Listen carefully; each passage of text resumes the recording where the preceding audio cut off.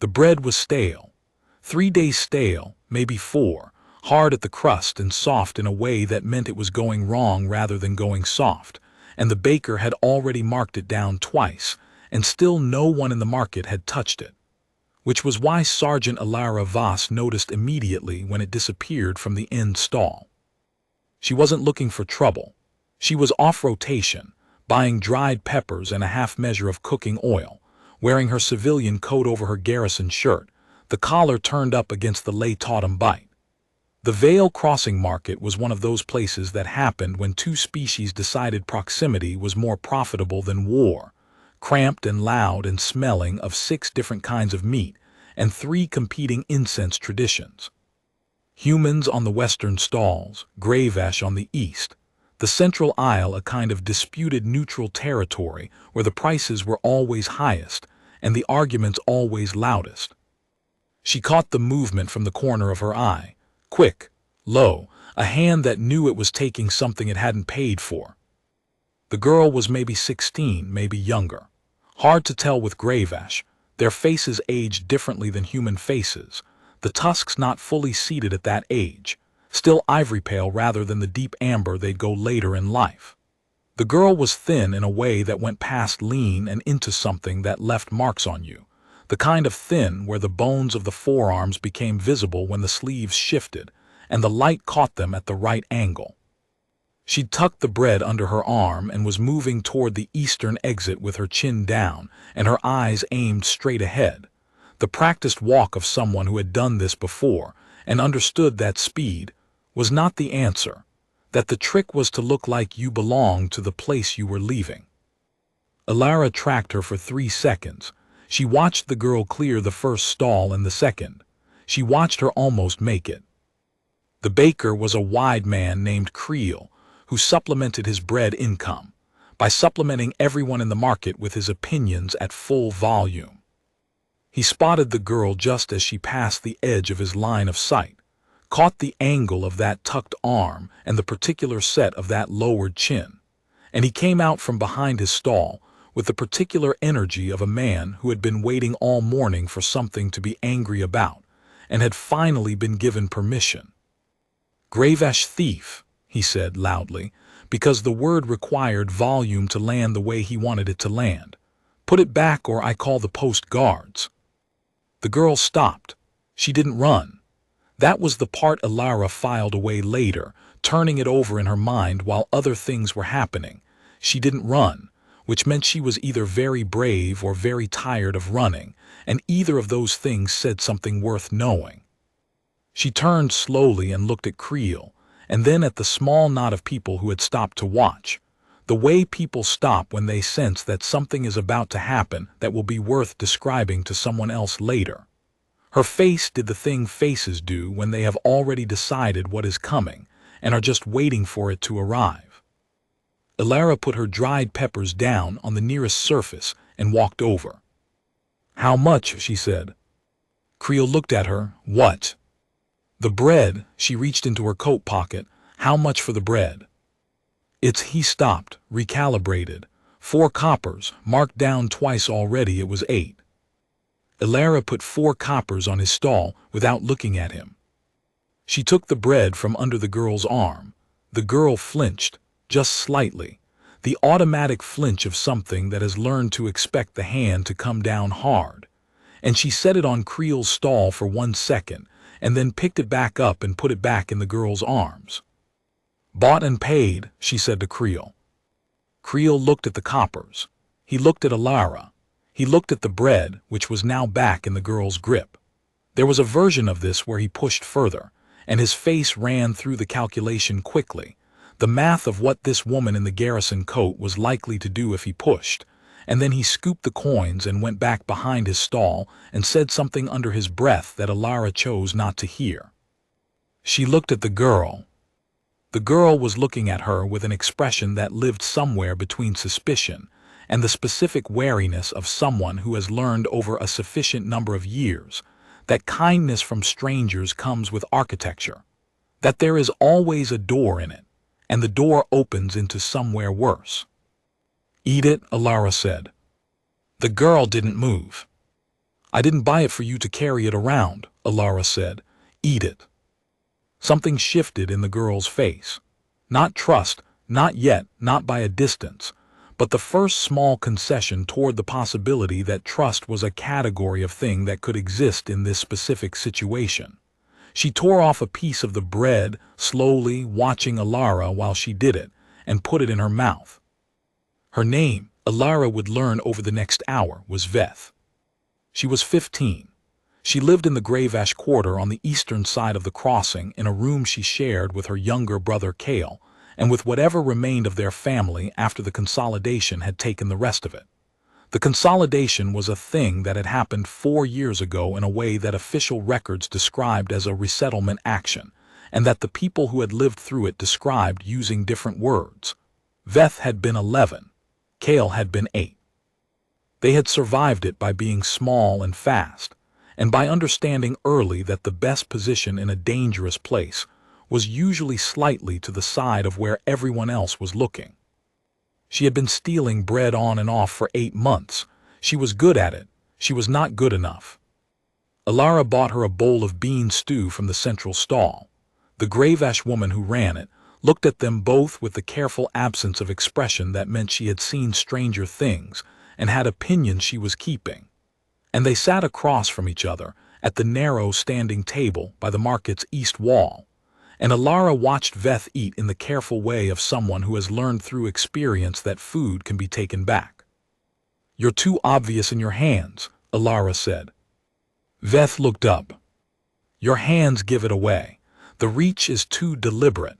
You're thinking about it too hard, which means your fingers are doing something they wouldn't do if you were just picking something up for ordinary reasons. She paused. Also, you chose the wrong stall. Creel watches the end of his display table. He's lost product from there 3 times this season, and he knows exactly where to look. Everybody in this market knows that about Creel except apparently you. Veth chewed, swallowed. Why are you telling me this? I'm not telling you how to steal. I'm telling you that you're going to get hurt doing it badly, because eventually you'll pick a baker who calls the post guards instead of doing his own shouting. And post guards have a system for this that doesn't involve anyone buying you soup. Alara wrapped both hands around her cup of black tea and let the heat work through her palms. How long since your family ate properly?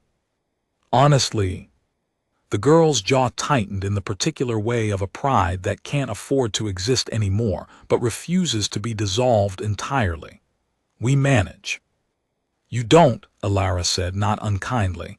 If you managed, you wouldn't be here. People who manage don't risk post guards for 3-day-old bread. She looked at the girl over her cup. What work can you do? Not what you've done, what can you do? What followed was not a rescue. Alara was clear about that in her own mind even as it was happening. She disliked the architecture of rescue, the way it required someone to be helpless and someone to be capable, and the power to flow in only one direction.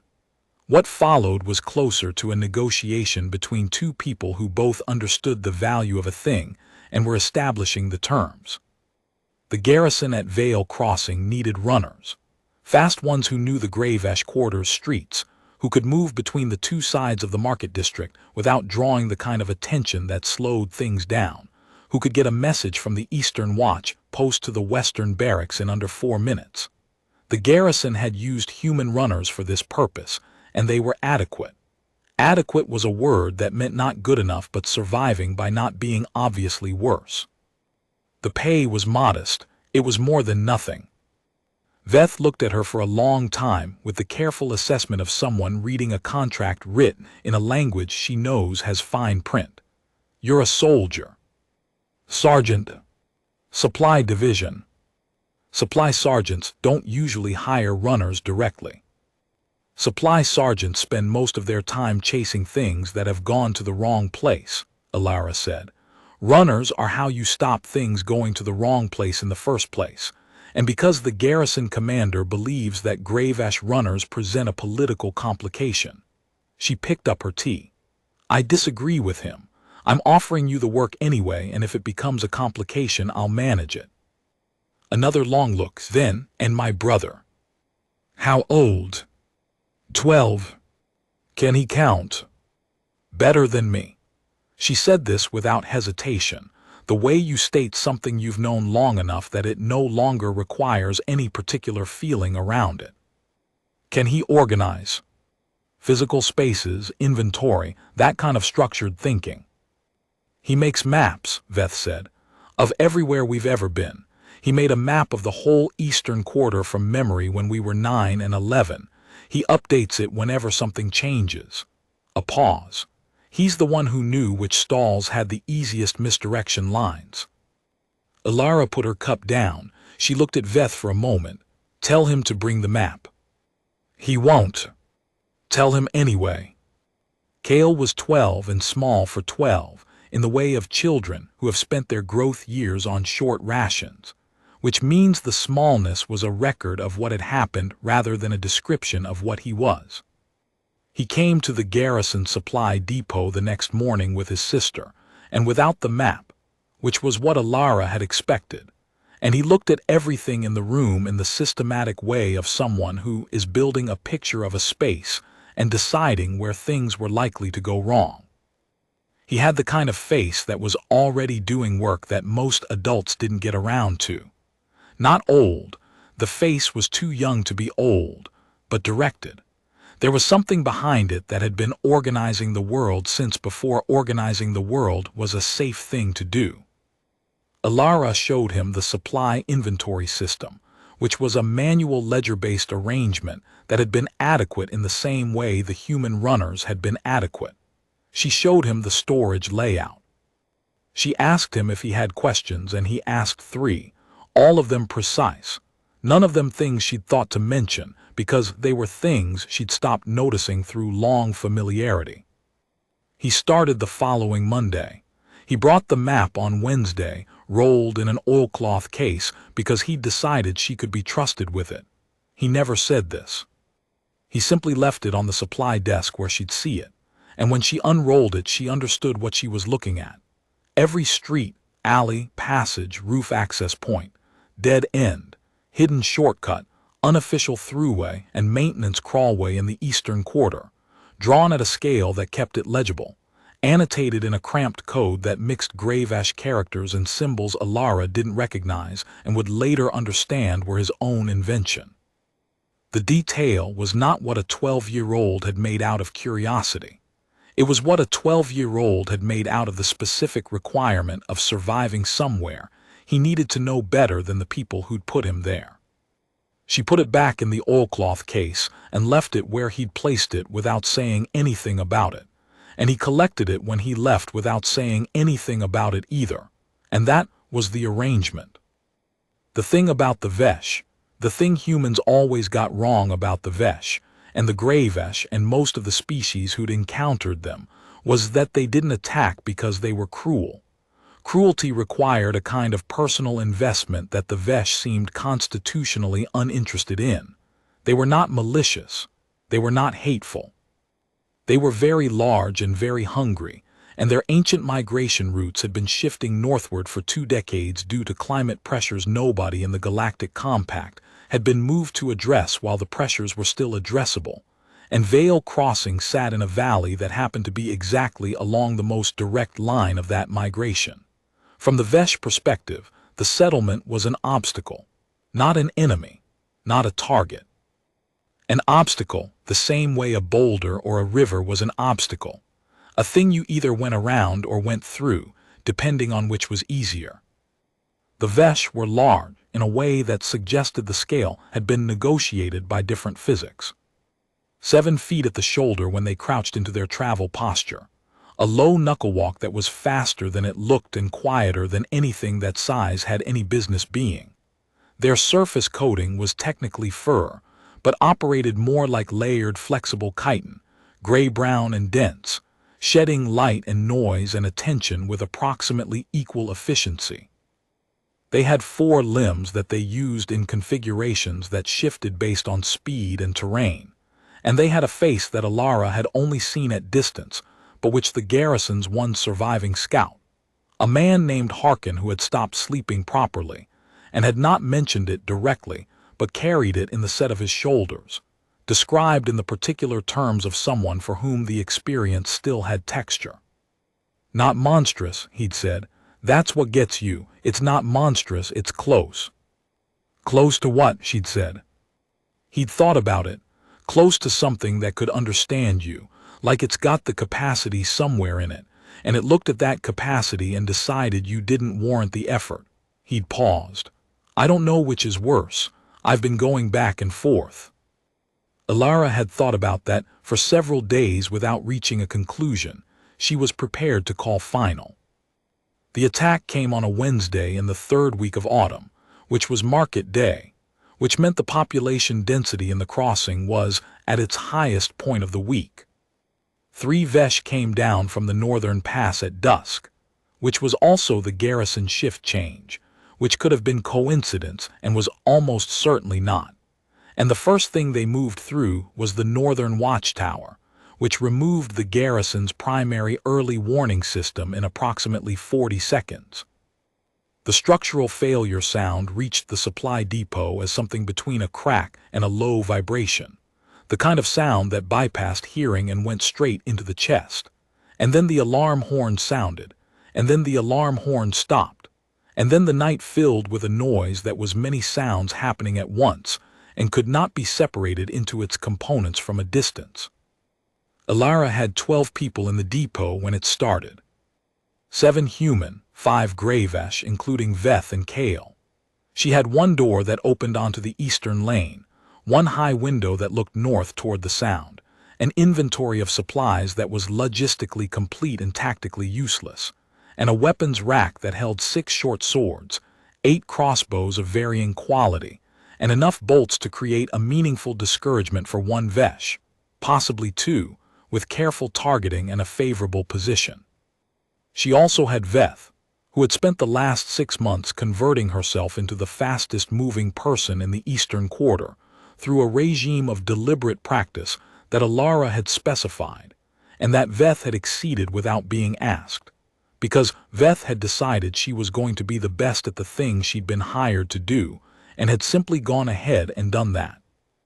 And she had Kale, who was 12 and had spent those same 6 months making maps of the garrison's supply infrastructure, the Eastern Quarter, the Market District, and every connecting passage he could locate or deduce, with the result that the map he currently kept in the oilcloth case on the shelf behind the supply ledger was probably the most comprehensive spatial record of Vale Crossing that existed anywhere. "Main garrison is 3 blocks west and a block north," Alara said. She was at the weapons rack while she talked, pulling crossbows down and checking the mechanisms by feel, the way you do when you've done something enough that the hands know it. "The southern road may still be open. If we can get word to the garrison commander, he can redirect the heavy units to the northern approach. That's the message that matters." "The southern road passes through the open market," said Kale, from behind his map case, which he had opened and was reading by the lamp with the focused attention of someone doing essential work. He was not performing calm. He was calm, in the specific way of people who have decided that information is the appropriate response to danger and are gathering it. "If the Vesh came from the north and pushed the crowd, the market will be packed with people moving south.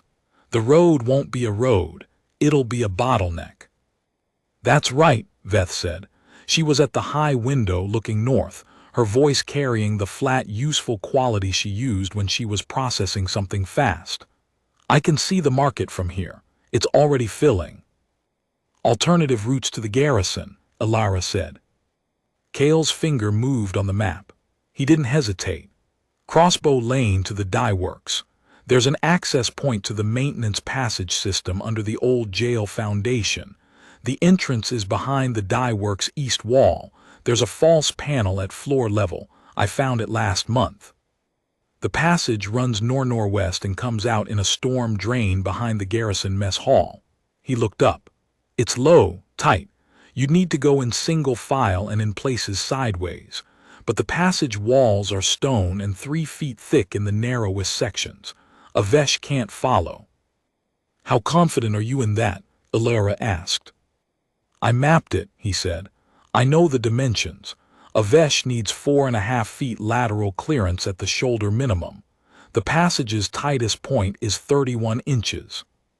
You measured it. I measured everything. He said this with the mildly defensive tone of someone pointing out that the alternative was not measuring things, which was clearly worse. One of the human workers, a man named Aldrich who had spent the last 6 months complaining about the Gravesh workers in the specific way of someone who doesn't have large-scale objections, but has made a habit of small-scale ones, looked at the 12-year-old and then at the map, and then at Alara. Something moved in his face that was not quite recalibration, but was the beginning of it. How many can move through the passage at one time without slowing each other down? Alara asked. 3 across if they're disciplined, Kale said. Realistically 2, for speed 1 at a time with close intervals. Then we move in staggered groups. She looked at her 12 people. Gravesh first, they know the eastern quarter better and they're faster through confined spaces. Then the humans. I go last, she looked at Kale, you lead. The 12-year-old looked at her, just for a moment before his face reassembled.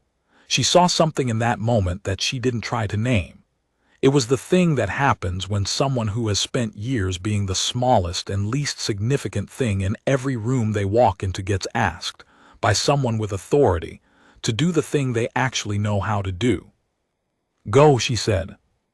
The dye work smelled of the blue-black pigment that got into the back of the throat and stayed there for hours. The maintenance passage was lower than low, lower than the word low usually meant, the kind of space that made the body understand in a very basic way why humans had stopped using it whenever they had the option. The stone pressed on shoulders and the darkness was complete, and the air had the particular quality of old enclosed spaces, not bad exactly but dense, with the accumulated breath of people who had passed through it before. Kale navigated from memory, calling turns back in a low voice that bounced off the walls in ways that made it hard to locate. But the turns were accurate, and the distances were what he'd said they were, and the passage did what he'd said it would do. Alara at the back could hear the Vesh above and around them, not through the stone, which absorbed it, but through the ground, a low vibration that worked up through the boots and the knees and into the chest, and sat there with a presence that was hard to ignore. She categorized it and filed it and kept moving. They lost no one in the passage. That felt important later, when the night had finished, and she had time to think about what the various factors were that had made it come out the way it did. The passage was a factor. Kale's maps were a factor. Veth's knowledge of the approach routes was a factor.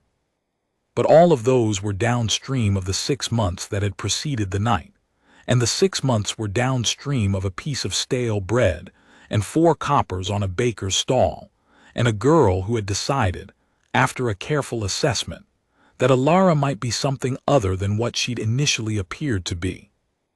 Downstream was not the right word exactly. More like, all of it was the same river and you couldn't separate the water.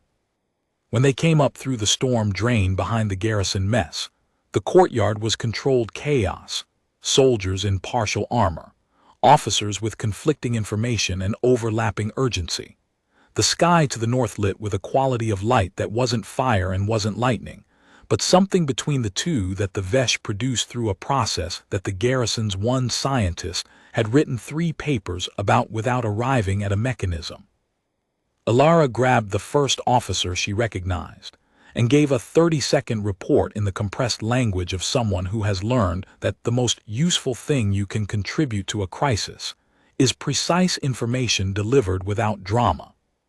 The lieutenant, a young man named Dre who had come to Vale Crossing 18 months prior, and who was better at his job than he appeared to be, which was also true of many people in this story, looked at the group of 12 standing behind her, 7 humans and 5 Gravesh, all present, none injured, having navigated the most congested zone of the incursion through a route that had not existed in the garrison's strategic planning, because the garrison had not known the route existed.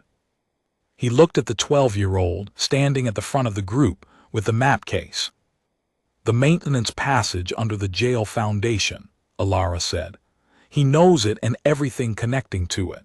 He knows the entire eastern quarter subsurface down to the measurements. If you need to move units without the Vesh tracking the movement, use him. Dre looked at Kale for a moment with the assessment of someone revising a model quickly. Kale looked back at him. He did not wilt under it. He had spent 6 months not wilting. "Show me on the table map," Dre said, and turned toward the mess hall, and Kale followed him, opening his oilcloth case as he walked.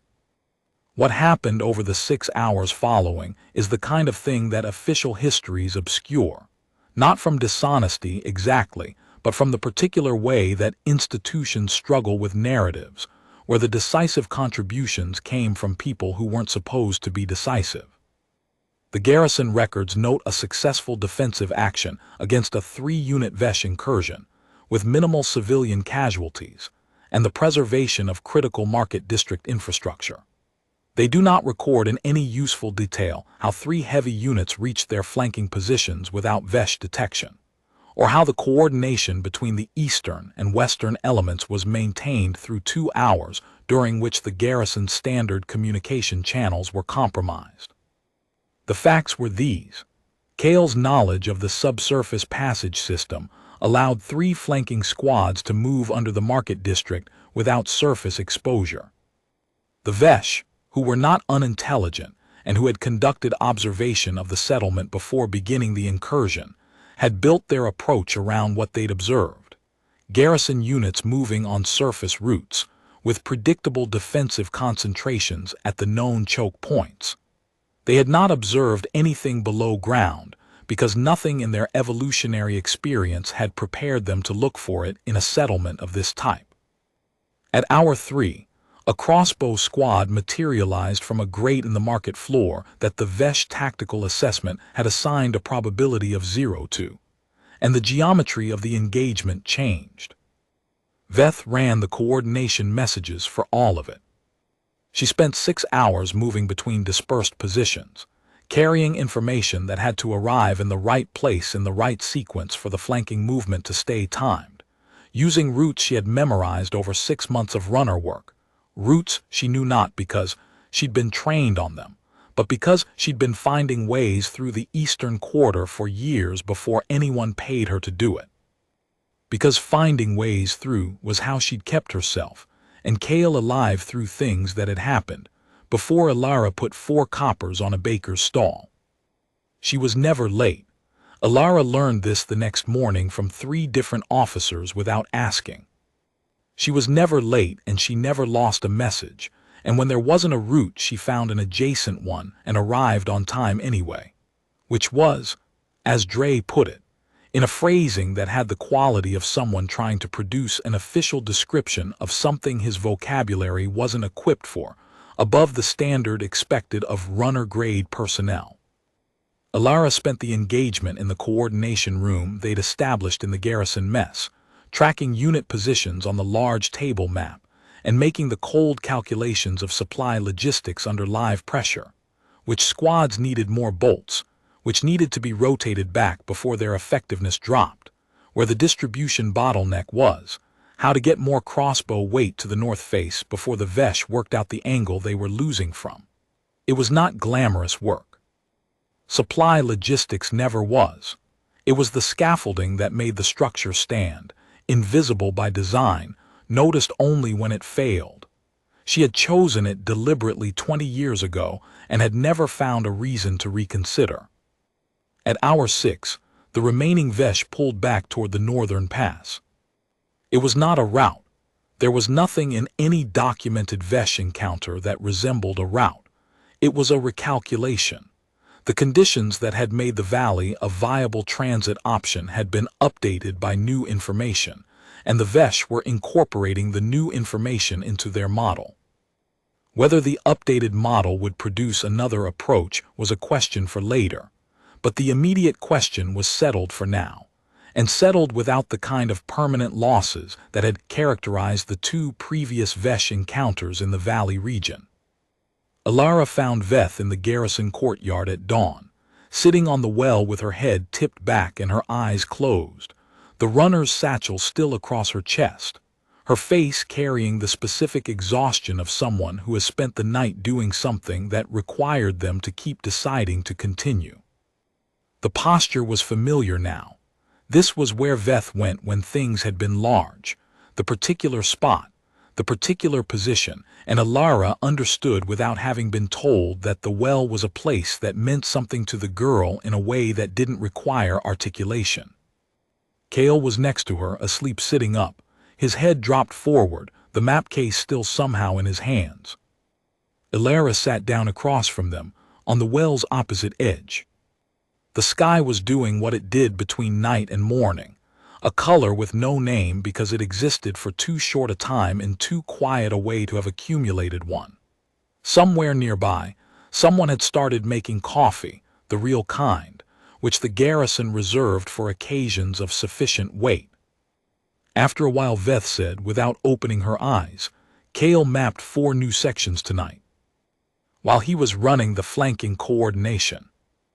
Between messages, he said he could see things from the great positions he'd never been able to see from street level. A pause. He was annoyed about not having his good charcoal. Alara was quiet for a moment. How are you? Veth opened her eyes. She looked at the sky. I ran the message to the north face 3 times. The 3rd time there was a vesh between me and the passage entrance, and I had to go over the dye works roof to get around it. She paused. I was scared. That's correct, Alara said. It didn't slow me down. I know. Veth pulled her knees up and wrapped her arms around them, a posture that was young in a way her voice usually wasn't. Lieutenant Dre asked me if I'd consider formal garrison service. Alara waited. He asked about Kale too. He wants Kale for strategic mapping. He used that exact phrase, strategic mapping. She said it with a flatness that wasn't contempt, more like the sound of someone turning over a phrase that was large and seeing whether it matched something real. What did you tell him?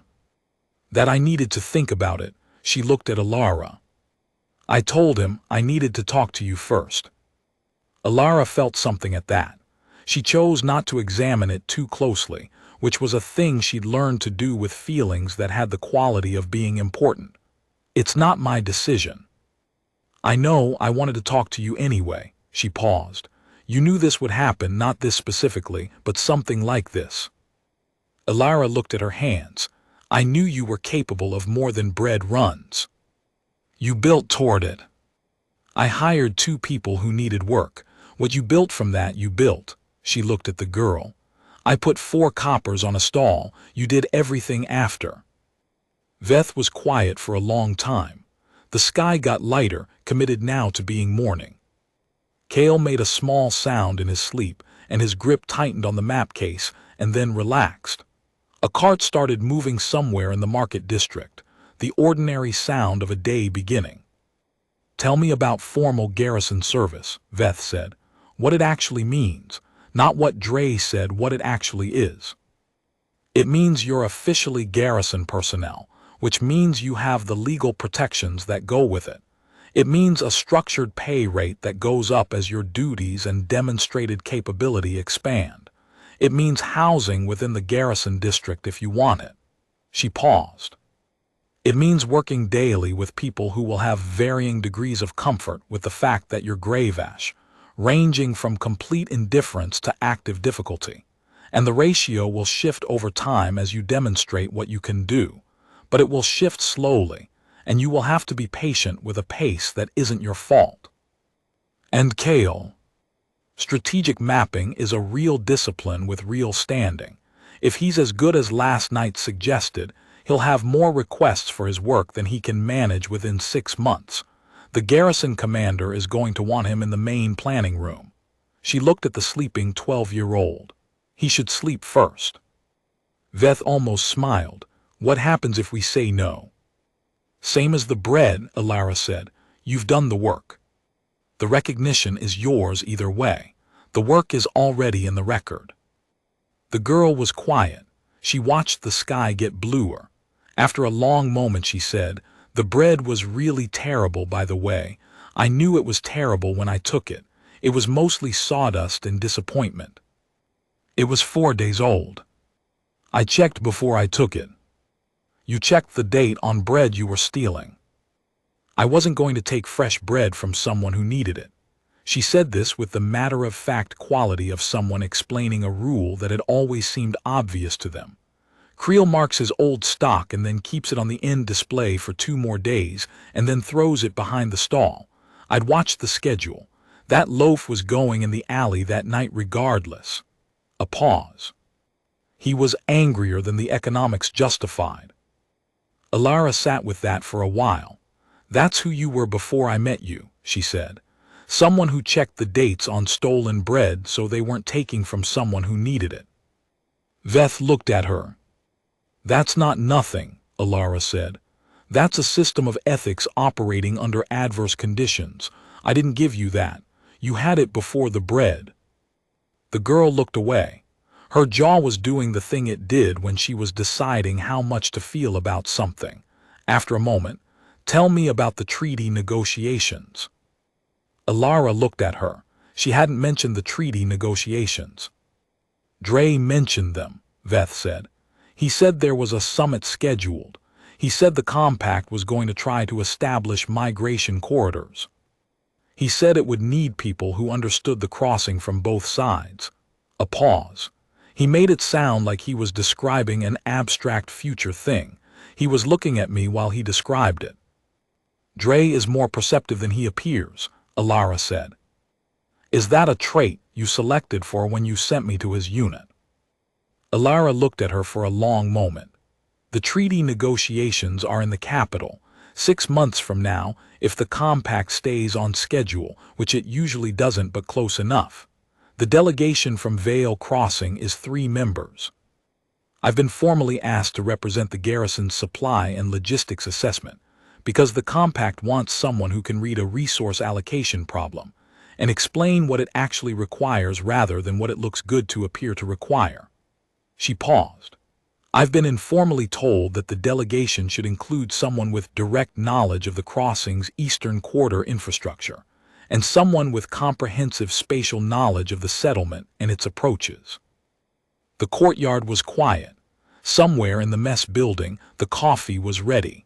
The first birds of morning were at it, the particular sound of things that had been waiting in the dark for it to be time. He'd need different charcoal, Veth said after a moment. I beg your pardon. Kale. For the capital work. He uses field-grade charcoal sticks because that's what he can afford and they're fine for route mapping, but they'd be wrong for official delegation documents. He'd need proper mapping charcoal, the kind with the binding agent. She paused. I don't know what it costs. Alara made a note of that in the specific way she made notes of things, not writing it down but filing it in the part of her that kept track of what things cost and where to find them. I'll find out. Veth nodded once slowly.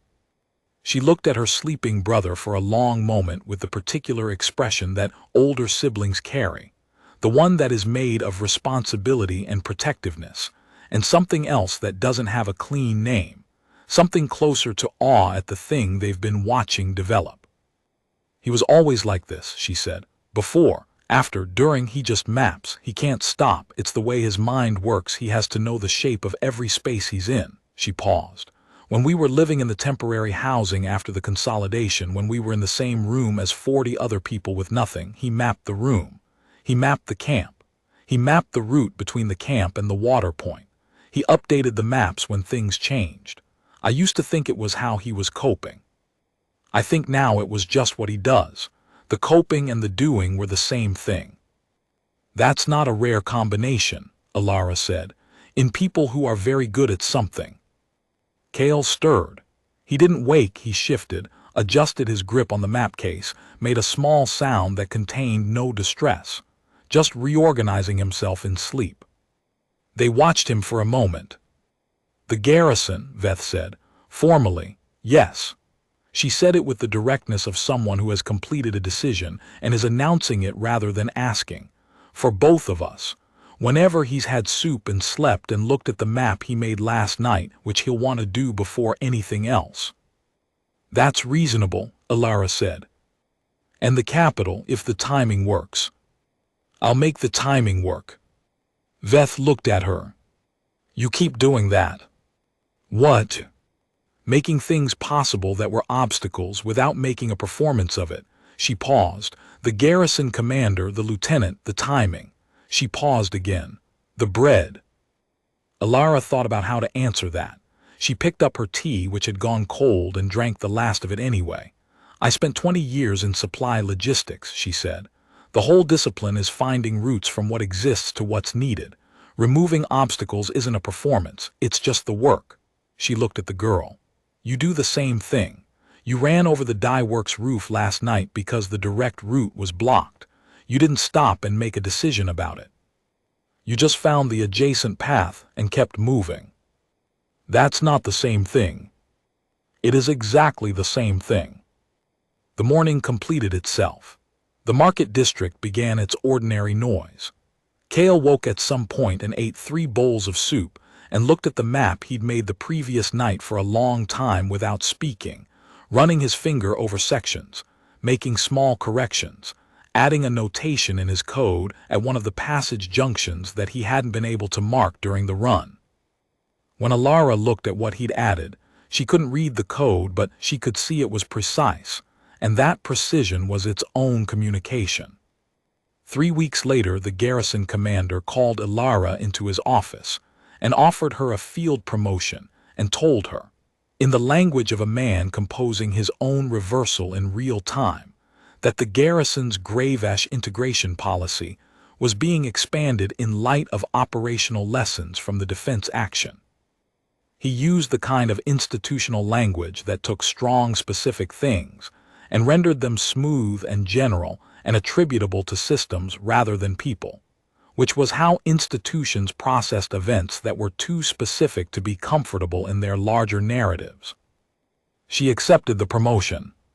She asked for one thing in return, that the formal records for the defense action document Veth and Kale's contributions by name, with specific attribution, rather than folding them into the general operational account. The commander looked at her with the expression of someone deciding whether this was a battle he was going to lose in a way that left marks or a way that didn't. He made the note. 6 months later, in a room in the capital that was larger and better lit than anything in Vale Crossing, and that smelled of polished wood and the specific kind of ambition that concentrates in rooms where decisions with long consequences are made, the Vale Crossing delegation took their seats at the treaty table. Alara on the left, Veth on the right, Kale in the middle with his map case, already writing. The other delegations looked at the composition of the Crossings team with varying degrees of expressed opinion. A compact senior delegate from the second species made a comment to his aide, in the careful undertone of someone who had not remembered that Gravesh hearing was calibrated for a different range than human, but was well inside Veth's range, that the Crossing had sent children. Veth did not respond. She had been briefed on the delegates and on the strategic history of the negotiations, and on the 3 points of disagreement that had stalled the previous 2 sessions, and she had prepared a logistics analysis of the proposed migration corridor that addressed all 3 with the kind of specificity that came from having access to maps that no previous delegation had possessed. She set the analysis on the table in front of her and waited. Kale's maps were the thing that changed the room, not because they were dramatic.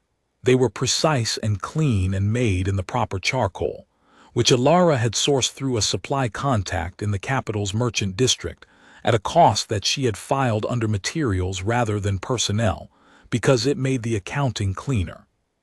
They were the thing that changed the room, because they showed the proposed migration corridors as they would actually interact with the existing settlement infrastructure, not as they appeared on the compact's theoretical models, and the interaction was different enough from the theoretical model to explain why both of the previous corridor proposals had failed when tested against ground reality.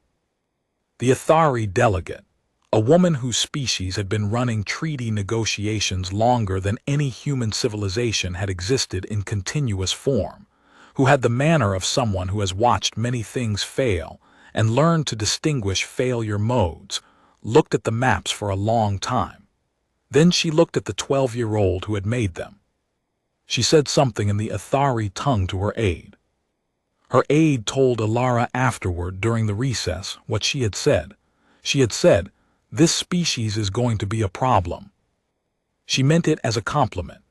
The Athari word for problem was the same word as the word for interesting, a linguistic choice that said something about how a species that had survived long enough to be older than most civilizations currently in the room had learned to regard the things that complicated their models. Alara thought about telling Veth.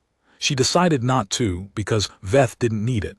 Veth was already the person she was going to be, and adding compliments wouldn't change the shape of it. She considered telling Kale.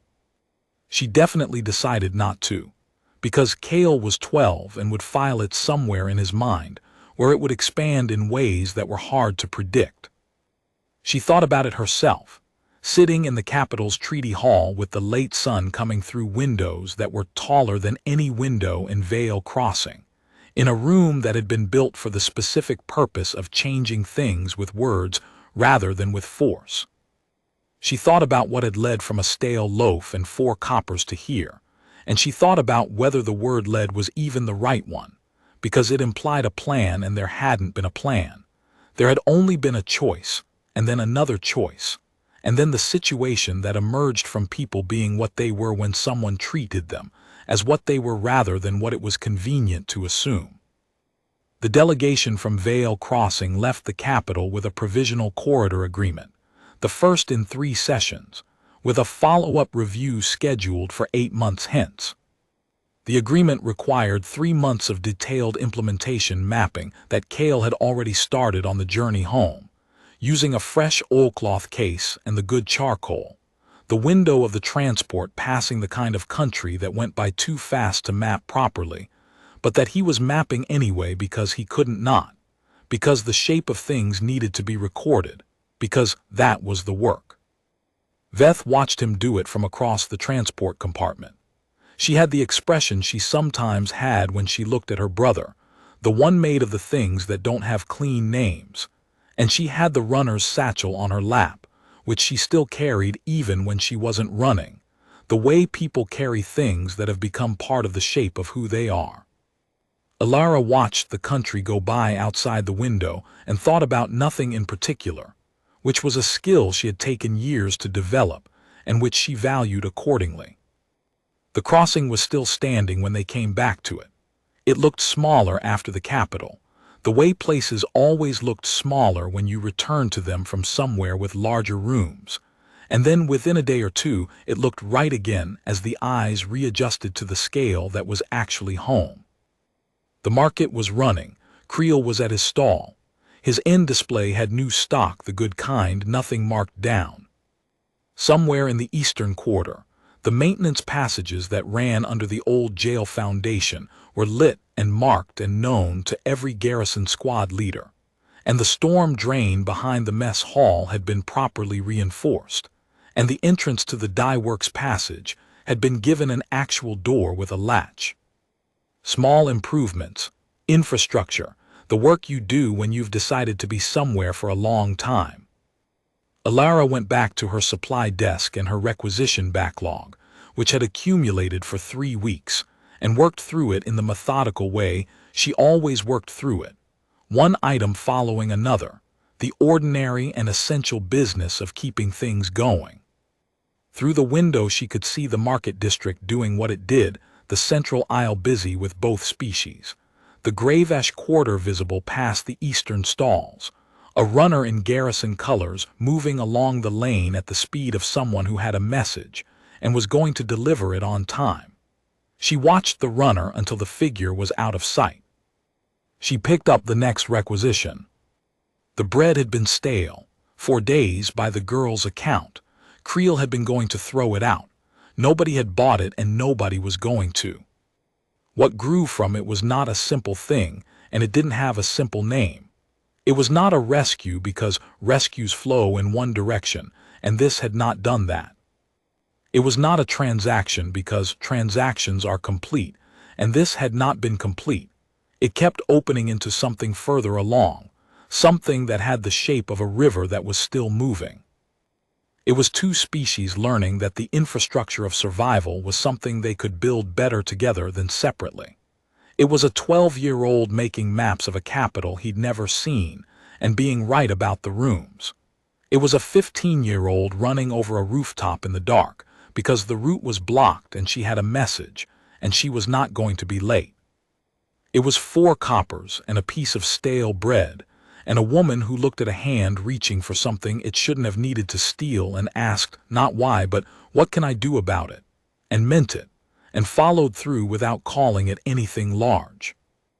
Outside, the sun was doing what it did in the late afternoon of early winter, coming in low and sideways across the crossing, and making the ordinary stones of the market lane look briefly like something worth recording. In the eastern quarter, in a room that was larger now than the one they'd started in, Cale was already at the new maps.